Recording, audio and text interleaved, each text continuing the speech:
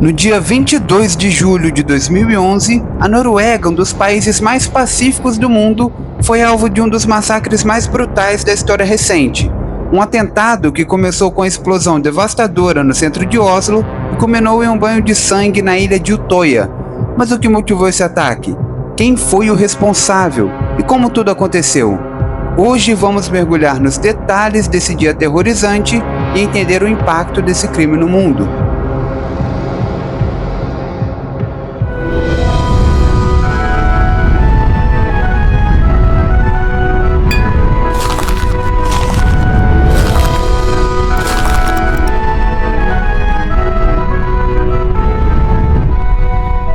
Era pouco mais de 3 da tarde quando uma forte explosão abalou o centro de Oslo, capital da Noruega.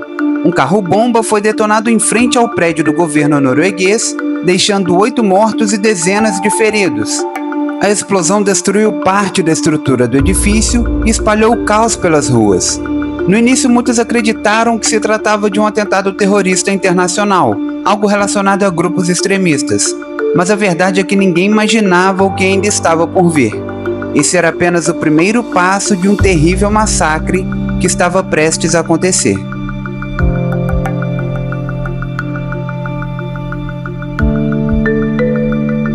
Há um bom tempo, a ilha de Utøya, que fica a cerca de 40 quilômetros de Oslo, já era utilizada pelo Partido Trabalhista da Noruega para sediar acampamentos e eventos políticos voltados para jovens.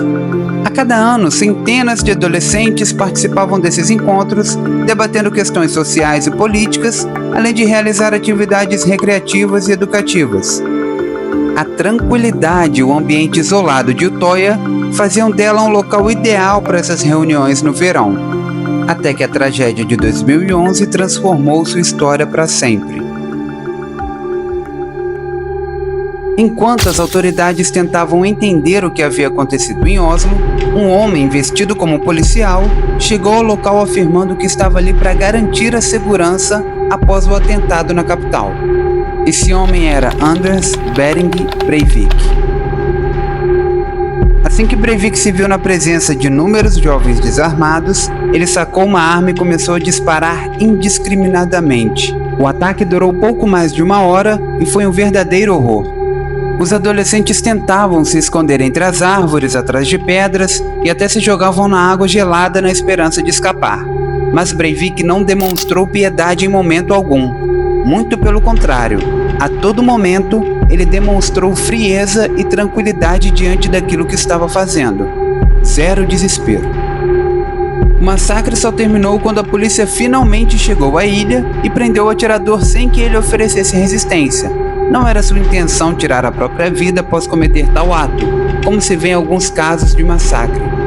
Saldo final: 69 mortos em Utøya, além de 8 vítimas no atentado em Oslo, contabilizando o total de 77 vítimas, a maior parte delas adolescentes.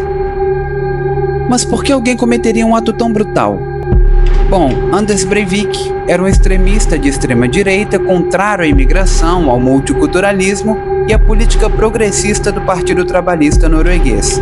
Ele escreveu um manifesto de mais de 1.500 páginas intitulado Uma Declaração de Independência Europeia 2083, que ele publicou na internet no dia do massacre, detalhando suas crenças, justificativas para os ataques e como realizar ataques, acreditando estar iniciando uma guerra cultural contra o multiculturalismo e o Islã.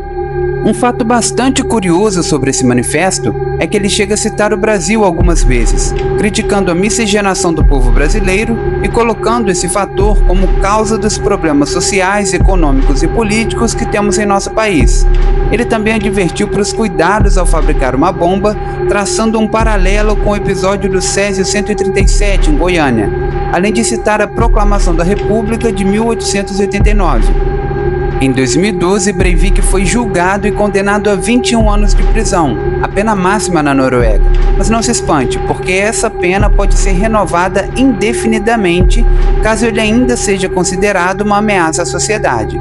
Durante o julgamento, ele mostrou frieza e até tentou justificar seus atos, mas logicamente não convenceu ninguém. Atualmente, ele vive em uma cela de 3 quartos de uma prisão de alta segurança com acesso a alguns equipamentos de academia e um computador sem internet.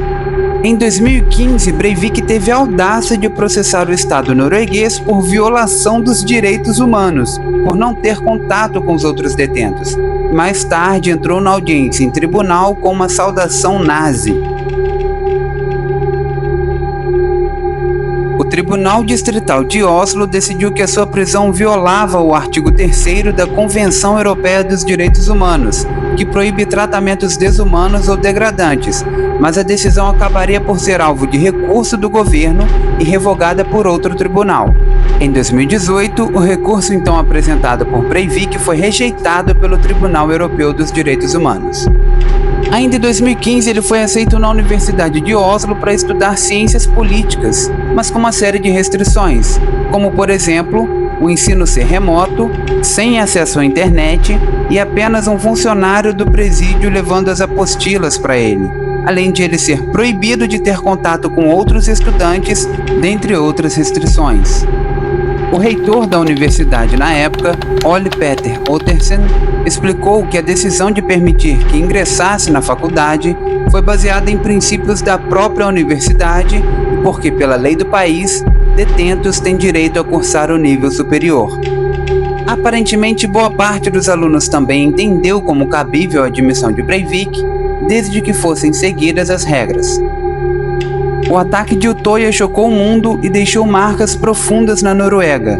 O país reforçou medidas de segurança, mas também escolheu responder ao terrorismo com mais democracia e mais abertura, ao invés de políticas de repressão extremas.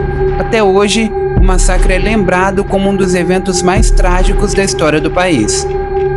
O massacre na ilha de Utøya nos lembra como o ódio e o extremismo podem levar a tragédias devastadoras. O posicionamento da Noruega desde o momento da captura de Breivik espanta muitas outras nações ao redor do mundo, mas aponta para um entendimento muito característico da cultura deles, mesmo diante daquela que é considerada a maior tragédia do país desde a Segunda Guerra Mundial. Mas o que você acha dessa história? Você acha que alguém como Breivik tem como ser ressocializado? Deixe seu comentário. E por falar nisso, não se esqueça também de deixar o like, se inscrever no canal e ativar o sininho para não perder nada. Ainda tem muita coisa legal para trazer para vocês. Muito obrigado pela audiência de hoje e até o próximo vídeo.